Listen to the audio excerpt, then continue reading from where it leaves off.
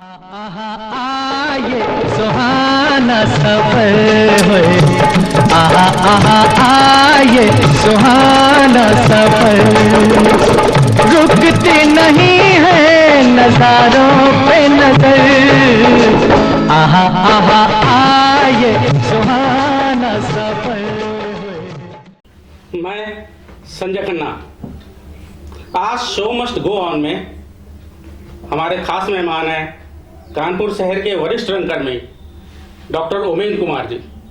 तो आइए आज इनसे कुछ थिएटर की बातचीत करते हैं। तो डॉक्टर साहब, जैसा कि जो आपका थिएटर से जुड़ाव है काफ़ी टाइमों से, आपका लेखन में भी योगदान रहा है, डायरेक्शन भी आप में भी योगदान रहा है आपका, एक्टिंग में भी आपने हाथ आजमाए। तो ये जब आपने थिएटर शुरू किया था तो बेसिकली किस चीज़ से स्टार्ट किया था?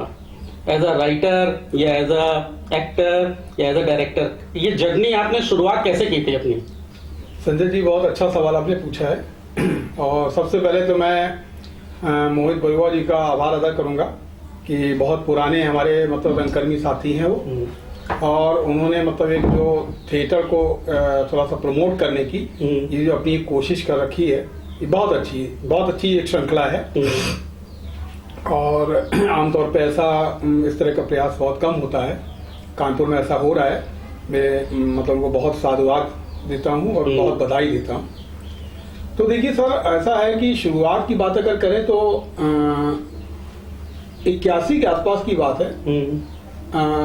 स्त्री पुरुष और मतलब मेल फीमेल और एक अदर मतलब त्रिकोणी मतलब जैसे कहते हैं ट्रेंगल एक स्टोरी पे एक मैंने प्ले लिखा अर्धांगिनी। तो उस अर्धांगिनी उस प्ले को स्टेज करने के साथ थिएटर की जर्नी की शुरुआत हुई 80-81 में। तो उसको जो आपने स्टेज किया तो लिखा आपने? हाँ।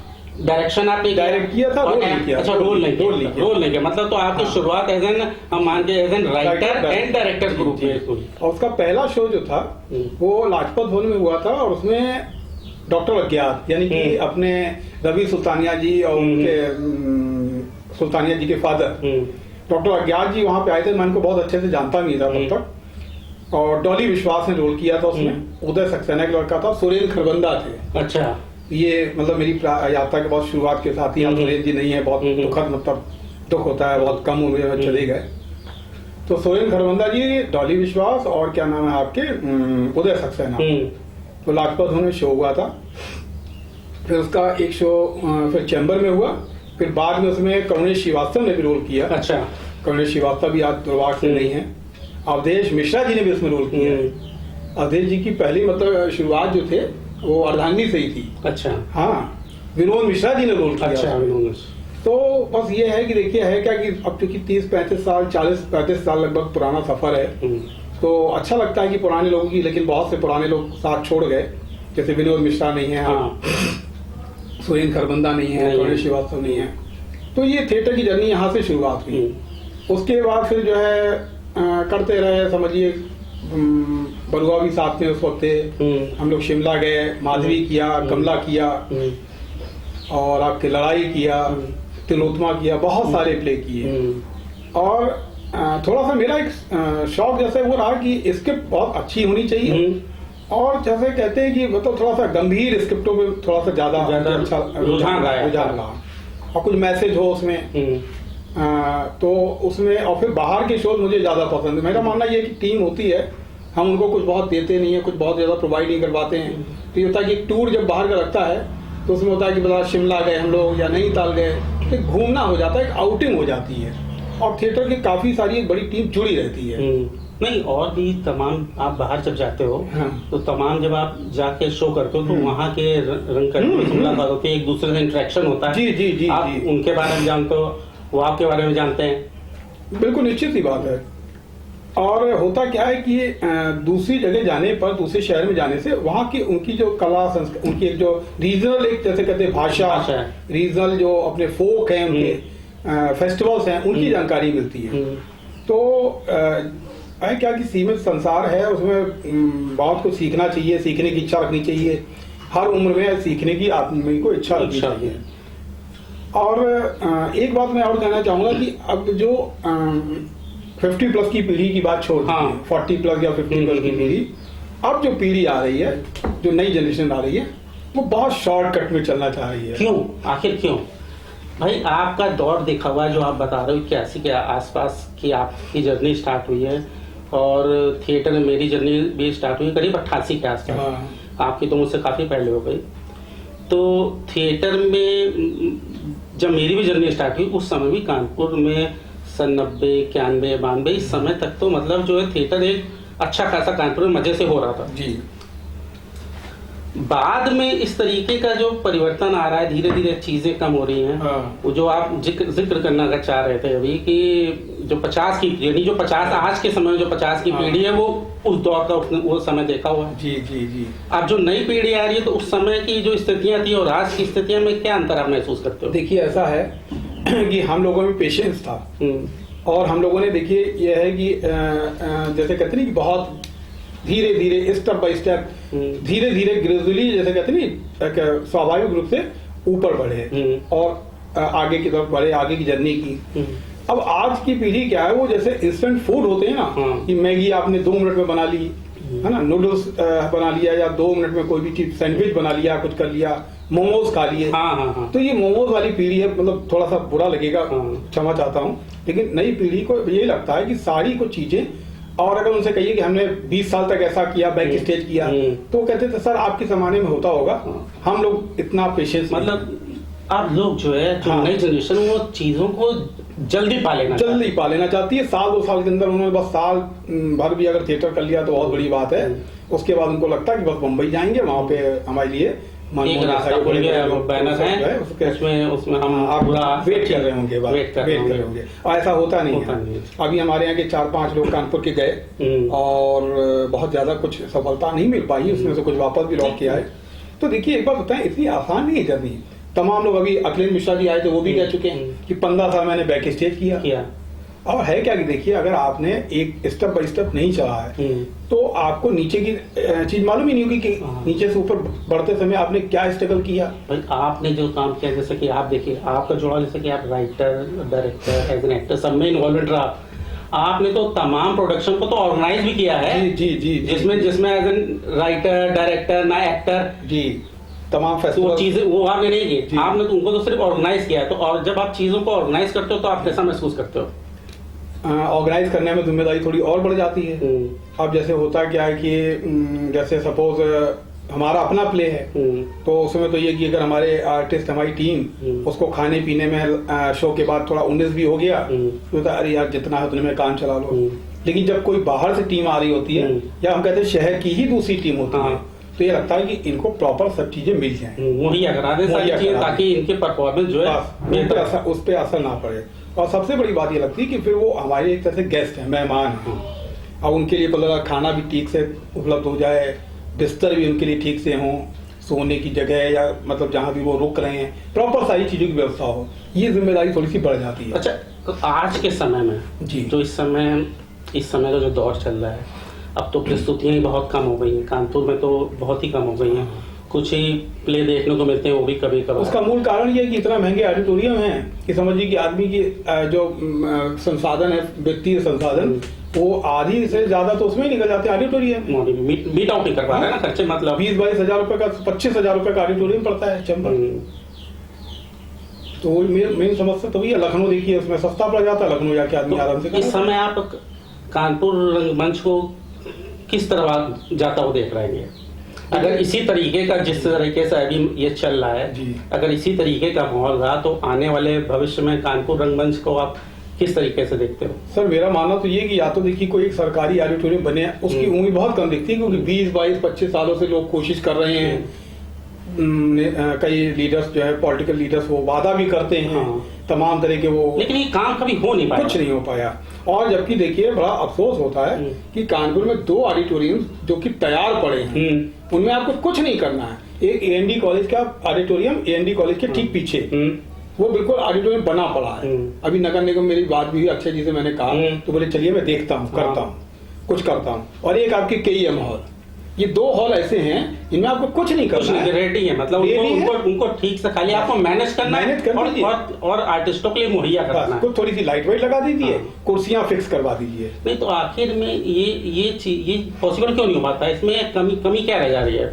जबकि कोशिश पहले भी होती रही है, बीच में भी हुई, अभी भी लोग प्रयासरत हैं, लेकिन ये ऑडिटोरियम की कानपुर में समस्या सालों से बनी हुई है, जी। जो कि इसके लिए तो सर ऐसा है, मुझे लगता है कि ये कानपुर के जो जनप्रतिनिधि हैं, हाँ, भाई मुझे तो लगता है वही जिम्मेदार हैं।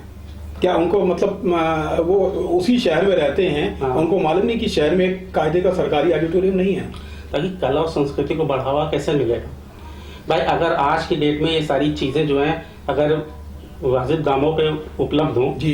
तो आपको ऐसा नहीं लगता कि तमाम ऐसे हाँ। लोग हैं जो कि थिएटर करने में इच्छुक हैं, लेकिन सिर्फ इन सारी व्यवधान जो आ रहे हैं इनको देखते हुए अपने कदम पीछे खींच लेते बिल्कुल हैं? सही कह रहे हैं। अब देखिए अगर सुविधाएं मिले तो मेरे ख्याल से थिएटर जो है बहुत डेवलप करे। और कानपुर में आपको मालूम है टैलेंट की कमी नहीं, आर्टिस्ट अच्छे हैं, सब यहाँ पे हैं, काम करने वाले अच्छे हैं, बीते समय में भी अच्छे काम हुए और आने वाले टाइम में भी अच्छे काम भाई मुझे हुए। याद है कि आपको 80 से 90 के बीच एक साल में मुझे लगता है कि शायद कम से कम 50 नाटक होते थे। अरे मेरा देखा हर हुआ है, महीने मेरा- 2 जब नाटक, मेरा हर जुड़ा महीने हुआ 2 था नाटक, हाँ। तो पूरा साल भर तक आर्टिस्ट बिजी रहते थे। और क्या? तमाम संस्थाएं एक्टिव हुआ करती थी जी उस टाइम। जी।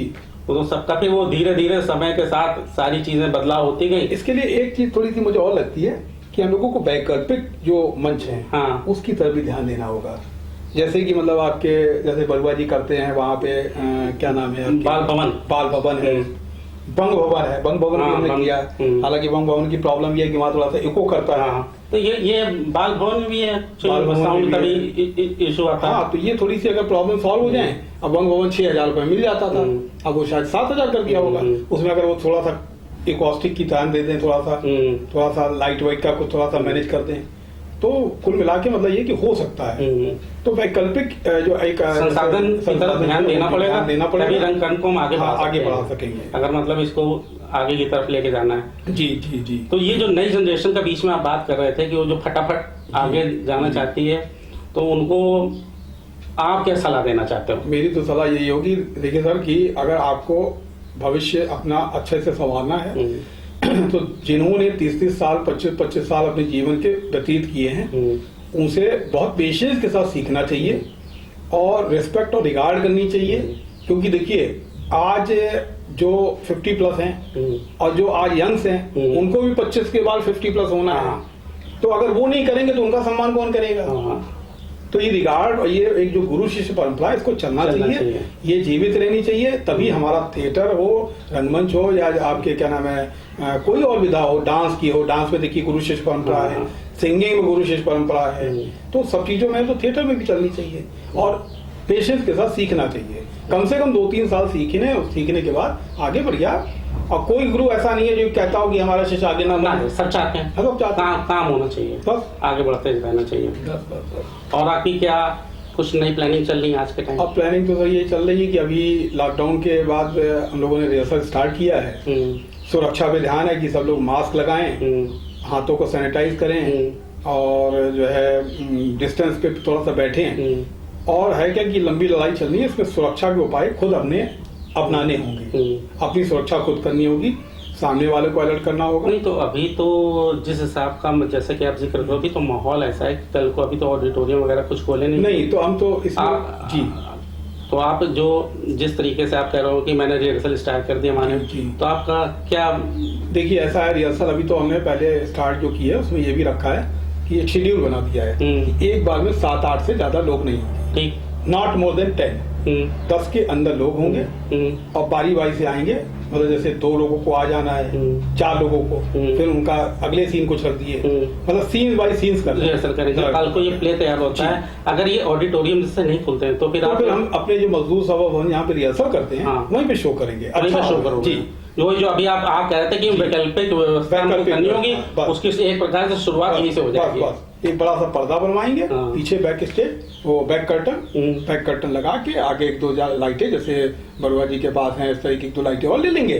वो लाइटें, देखिए मकसद क्या है लाइट का, आर्टिस्ट का चेहरा दिखना चाहिए, ये मकसद है। तो उसको हम बल्ब लगा के भी काम कर सकते हैं, फोकस से भी काम कर सकते हैं। और बाकी सारी तो टेक्निक जो है वो तो फिर वो एनएसडी वाले और तमाम लोग करते ही रहते हैं कि 50 लाइटें करेंगे, 30 लाइटें करेंगे, क्या मतलब है? चलिए भाई हमारा मतलब पर्पस सॉल्व होना चाहिए, हमारा थिएटर होना चाहिए, दर्शक उसको देख सके, ये चीज है। चलिए आज आप आए और बातचीत की, आपसे मिलकर बड़ा अच्छा लगा। अब ये जो बरुआ जी का है शो मस्ट गो ऑन, जी। इसके बारे में कुछ अगर आप कहना चाहें, और या जो आपकी ये बरुआ जी का बहुत अच्छा प्रयास है। बरुआ हमारे बहुत पुराने साथी हैं 86, 84, 85 के, और बराबर साथ में हैं और बहुत जुझारू हैं। और शहर में इन्होंने जो कहते हैं कला संस्कृति को और थिएटर को खास तौर से जो प्रमोट करने का अपना एक ये जरिया, एक माध्यम बना रखा है, ये बहुत अच्छा माध्यम है। और मैं ईश्वर से यही कामना करूंगा कि इसी तरह वो आगे प्रयास करते रहें। हम लोग उनके साथ हैं, हमेशा साथ खड़े हैं।